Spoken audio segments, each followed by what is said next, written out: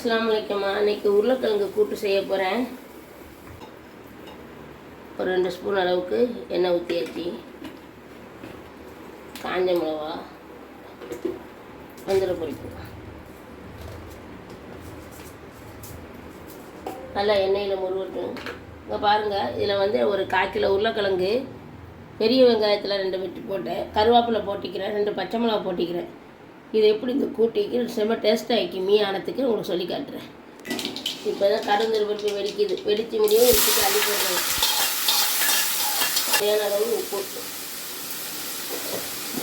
தீயில வச்சு இது வேகட்டு. இப்போ மூடியை போட்டு மூடிடுவோம். இடையில ஒரு தடவை கிண்டி விட்டுக்கிட்டோமா, உருளைக்கிழங்கு கீழே அடி பிடிக்கும்ல, கிண்டி விட்ட பிறகு இப்போ என்ன செய்யணும், நல்லா கட்டி தேங்காய் பால் எடுத்து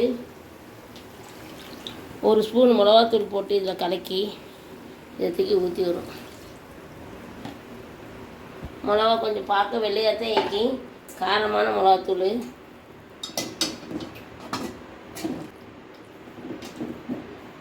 அந்த அது இது வத்தினதோட எண்ணெய் விட்டுக்கிட்டு வரும். அப்போ நம்ம அமர்த்திடலாம். இப்போ நம்ம தேங்காய் பாலும் மிளகாத்தூளும் போட்டோமா, போட்டுட்டு கிண்டி விட்டு அங்கே பாருங்கள் லைட்டாக எண்ணெய் விட்றது நல்லா தெரியுது. இப்போ எண்ணெய் விட்றது இப்படி எடுத்து நீக்கி பார்த்துட்டு உப்பு உரப்பு எல்லாம் கரெக்டாக ஆகிக்குதுன்னு பார்த்துக்கிறோங்க. எனக்கு கரெக்டாக ஆகிக்குது. உங்களுக்கு இதாக உப்பு போட்டுக்கிறோங்க. இதமாக உருளைக்கிழங்கு கூட்டு நல்லா மீயானத்துக்கு செம சூப்பராக ஆக்கி நீங்களும் வீட்டில் செஞ்சு கொடுங்க. அஸ்ஸலாமு அலைக்கும். ஆயிஷத்து மக்கள் லைக் போடுங்க.